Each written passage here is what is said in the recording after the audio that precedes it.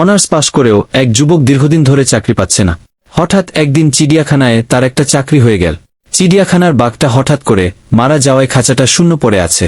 কর্তৃপক্ষ বলল, তুমি যদি খাঁচার ভেতর একটা বাঘের পোশাক পরে বাঘের মতো তর্জন গর্জন দিতে পারো তাহলে মাসে 8,000 টাকা পাবে। বেকার ছেলেটা তাতেই রাজি। রোজ চিড়িয়াখানা খোলার আগে সে বাঘের পোশাক পরে খাঁচায় ঢুকে পড়ে। দর্শক এলে তাদেরকে তর্জন গর্জন ও আরও নানা কায়দাকুশরত দেখিয়ে ভীষণ আনন্দ দেয়। দেখতে দেখতে চিড়িয়াখানার দর্শক বেড়ে গেল। বাঘের খাঁচার সামনে বিরাট ভিড়। চিড়িয়াখানা কর্তৃপক্ষ খুশি হয়ে বেতন বাড়িয়ে দিল। ভালোই চলছিল দিন। হঠাৎ একদিন হলো বিপত্তি। বাঘের খাঁচার পাশেই ছিল সিংহের খাঁচা। দুই খাঁচার মাঝে একটা লোহার জালের বেড়া। একদিন সেই বেড়া ধরে লাফিয়ে নেচে কুদে মজা দেখাতে গিয়ে পুরনো বেড়া ভেঙে সে গিয়ে পড়ল সিংহের খাঁচার ভেতর। এখন কি হবে? পৈতৃক প্রাণটা বুঝি আজ সিংহের হাতেই গেল। ভয়ে জবুথবু হয়ে খাঁচার এক কোণে বসে দোয়াদুরুদ পড়তে লাগলো বেচারা।